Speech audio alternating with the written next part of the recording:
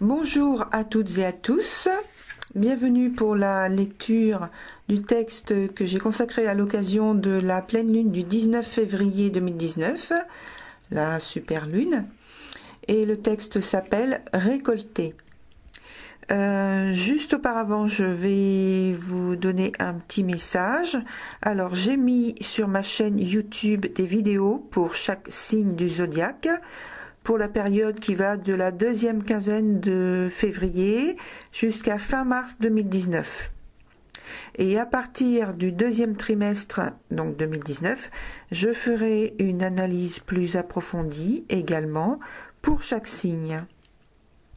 Alors, si vous souhaitez me contacter, vous pouvez le faire à mon adresse mail qui est Jenny, J-E-2-N-Y, voyance, V-O-Y-A-N-C-E, tout en minuscule, arrobase, hotmail, hotmail.fr. Et vous pouvez aussi me retrouver sur ma page Facebook.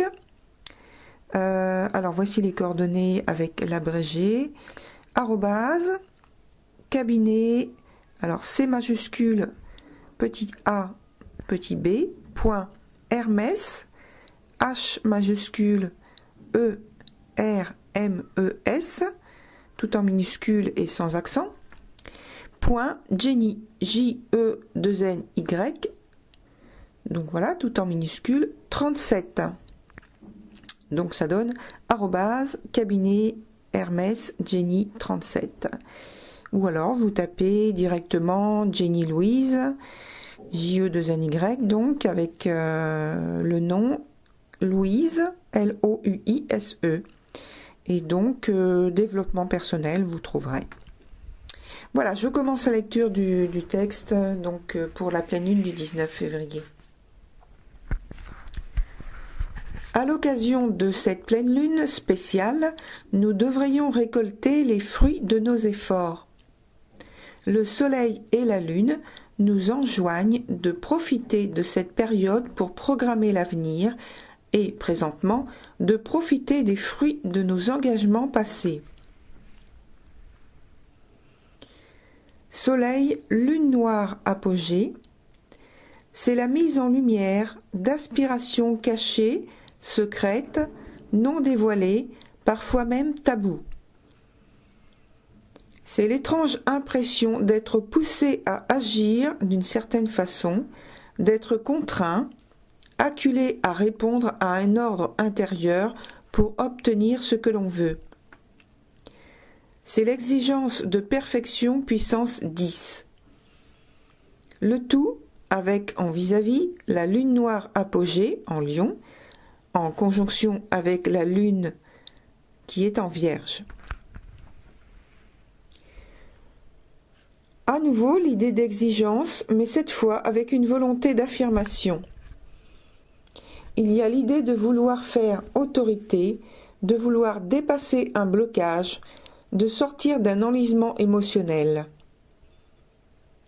Lune, Trigone, Mars et Uranus, c'est justement la possibilité de voir et de comprendre qu'une situation réclame un engagement fort et dynamique pour être revivifiée.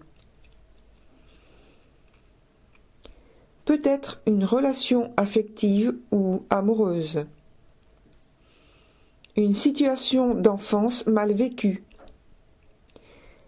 Un enfant en souffrance affective. Un deuil affectif ou amoureux. Une relation de famille douloureuse, une déception, une désillusion, une révélation troublante, pleine d'effervescence.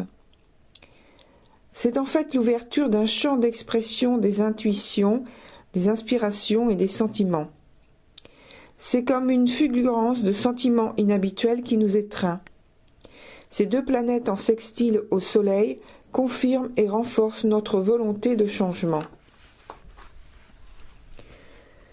Avec Mercure, Neptune en sextile à Vénus, Saturne, c'est la consolidation probable et possible d'une relation affective ou d'un lien amoureux ancien, par exemple. En tout cas, on parle de liens forts, d'attraction puissante. Et puisque nous parlons d'attraction puissante, allons voir ce que nous raconte la multiple conjonction en Capricorne. On parle encore et toujours de transformation pour le long terme.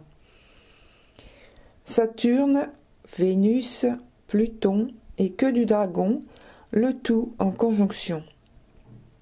Parlons tout de suite de Vénus avec une quête affective absolue. On veut plus, on veut dépasser les limites expressives terrestres. Alors, on peut parvenir à sortir d'une espèce de torpeur, d'une espèce de ligotement intérieur des sentiments ou bien de sensations éteintes. On peut malheureusement être sa propre victime en auto-sabotant une relation qui semblait, entre parenthèses, de façon illusoire, fermez la parenthèse, jusque-là harmonieuse.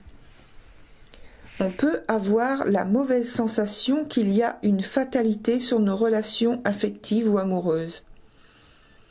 D'un point de vue karmique, c'est le douloureux face-à-face avec soi-même, à savoir notre vision, notre vécu, nos actions, nos pulsions, nos impulsions sexuelles qui doivent être régénérées et élevées à un plan supérieur. Avec la queue du dragon, cela peut être le retour d'un ancien amour de cette vie ou d'une vie antérieure. Cela peut également être une dette énergétique amoureuse ou affective, car Vénus, c'est aussi l'argent. Un bien-être, une sensation de confort que l'on retrouve, une aisance financière que l'on perd ou qu'on atteint enfin. Ce peut être une perte conséquente immobilière, un héritage complexe, un divorce ou séparation difficile. Alors il faut voir où a lieu cette conjonction dans votre thème. Jupiter carré à Mercure et Neptune. Nous nous efforçons, par l'aspect carré, de transformer notre langage amoureux et affectif. L'opportunité, si nous profitons des énergies de ce carré, de renouveler notre façon de voir et de vivre la relation amoureuse, affectueuse et relation à l'autre plus sereine. Davantage teintée de bienveillance.